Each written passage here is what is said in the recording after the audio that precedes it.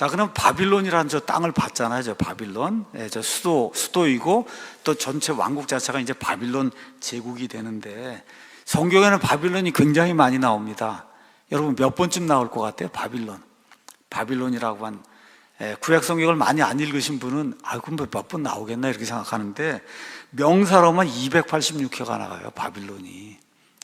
근데 바빌론이 또 갈대아 사람들, 갈대아 지방 이런 거 얘기, 그거 다 바빌론이거든요. 이런 것까지 다 따지면은 무려 아마 1000번 이상 나오지 않겠나 이런 생각이 들어. 그러니까 이 성경은 바빌론에 대해서 굉장히 많이 말한다. 그러니까 많이 말한다고 한 얘기는 중요하다는 거예요, 바빌론이.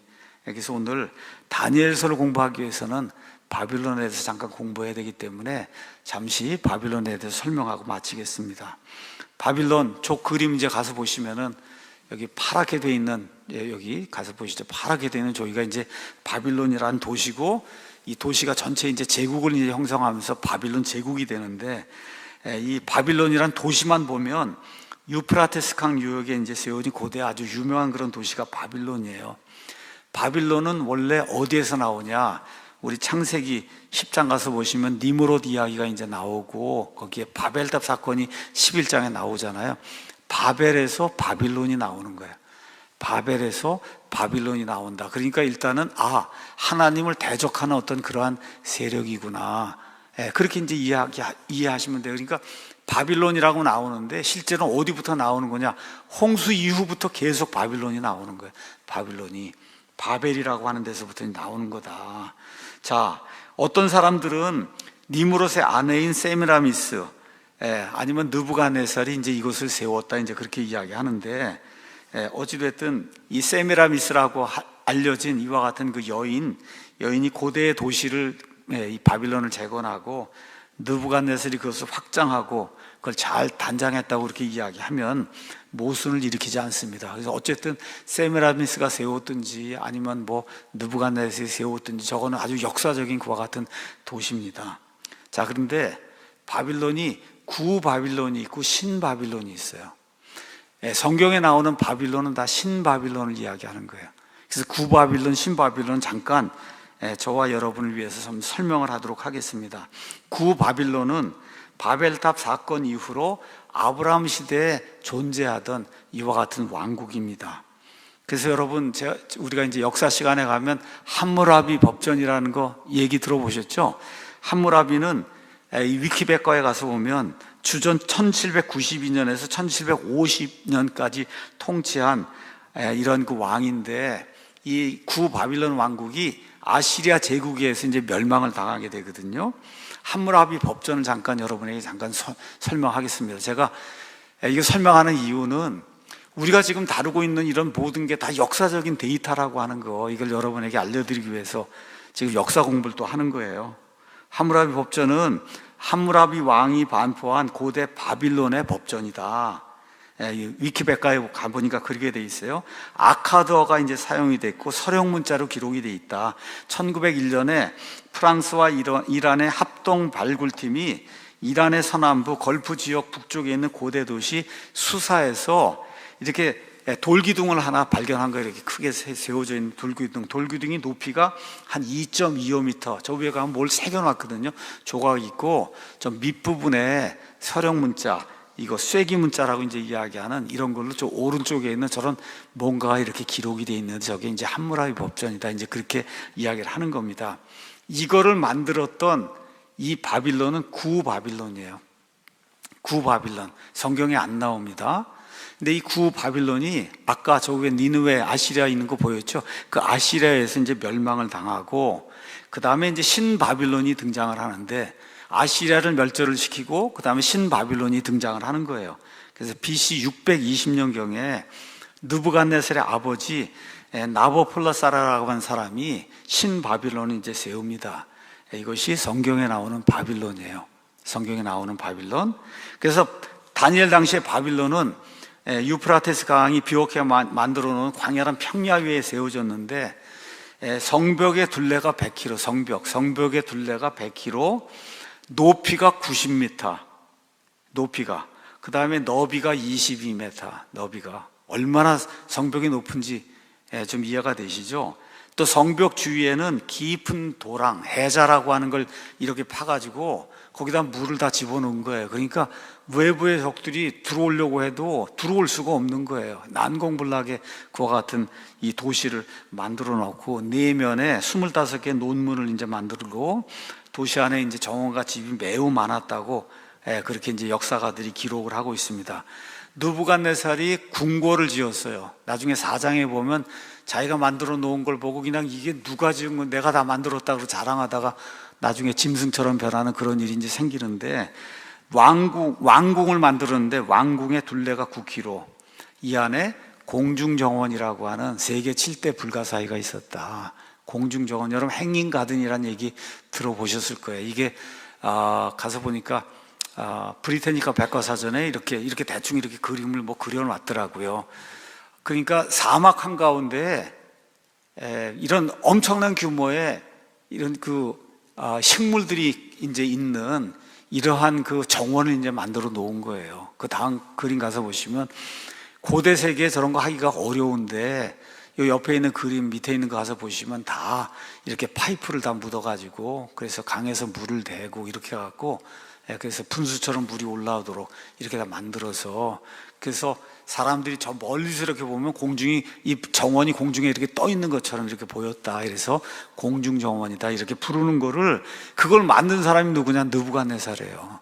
느부갓네살. 그러니까 이게 정말 굉장한 거죠. 세계 7대 불가사의 중에 하나라고 했으니까 계단식 발코니에 식물을 심어 놓은 모습이 마치 공중에 매달리는 것처럼 보였기 때문에 사람들이 이거를 느부갓네살의 공중정원이다 이제 그렇게 이야기하는 거죠. 그러니까 세계 7대 불가사의 하나가 공중정원, 또 성경에 또 하나가 나오죠. 사도행전에 가면 다이애나 신전이 나온단 말이에요. 다이애나 신전도 세계 7대 불가사예요. 어떻게 이러한 걸 어떻게 지을 수가 있을까? 사람이 이렇게 지어놓은 게 그게 다이애나 신전입니다. 자, 그럼 왜 이런 걸 만들었냐? 공중정원. 느부갓네살 왕이 아내를 하나 취했는데 그 아내가 메대 왕국. 우리는 성경에는 메대라고 기록이 돼 있고 그 다음에 이 역사에는 메디아라고 돼 있어요. 메디아 왕국에서 바빌론으로 시집온 자기 아내 아미티스를 위해서 이걸 만들어줬다. 이제 그렇게 이제 역사가들이 이야기합니다. 어쨌든 느부갓네살의 통치하에서 바빌론은 최고의 영예를 누렸으며 특히 천문학으로 유명했다 그럽니다. 그래서 다니엘서 2장에 가서 보면 느부갓네살이 꿈을 꾸는데 말 그대로 천문학자들 다 들어오라 그러고 꿈 해석하라 그러고 그 정도로 이런 모든 것에서 아주 능숙한 이와 같은 점쟁이들, 뭐 천문학자들 이런 사람들이 많았던데요. 또 위치적으로 아까 이 바빌론 위치를 보면 이쪽 동서 이런 모든 교역이 오고 가는 이 중간 자리에 딱 이게 위치해 있기 때문에 그래서 교역이 이제 발달하고 상인들의 도시라고 이제 불린 거예요. 그래서 온 세상에 좋은 게 다 바빌론으로 이제 흘러 들어갔습니다. 그래서 성경 가서 보시면 바빌론을 뭐라고 표현하냐면 큰 곳, 온 땅에서 칭송받는 자, 갈대아 사람들의 뛰어난 아름다움, 왕국들의 귀부인, 이렇게 성경이 그렇게 표현하고 있어요. 바빌론을. 그러니까 그 당시에는 바빌론을 능가하는 그런 도시가 없었던 거죠. 특히 다니엘 시대에는 온 세상을 바빌론이 이제 다스렸으니까요.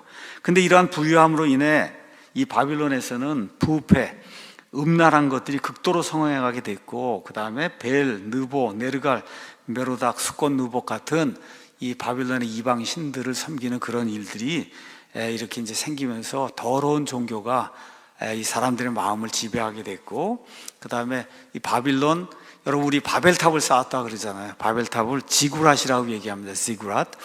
이 지구랏이 저런 형태였다고 하는데 저런 것을 느부갓네살이 건축을 했다. 자기 왕궁 근처에.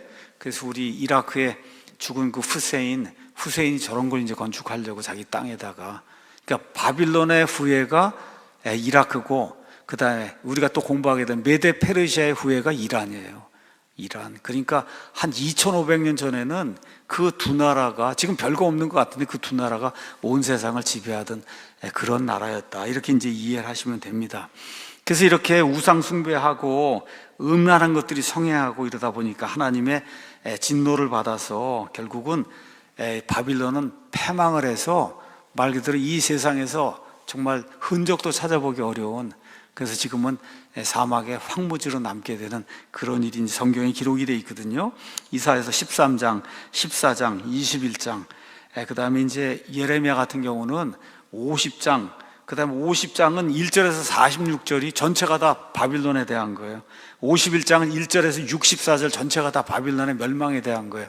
그러니까 성경에서 굉장히 많은 부분을 바빌론에 대해서 할애하고 있다는 걸 이제 볼 수가 있습니다.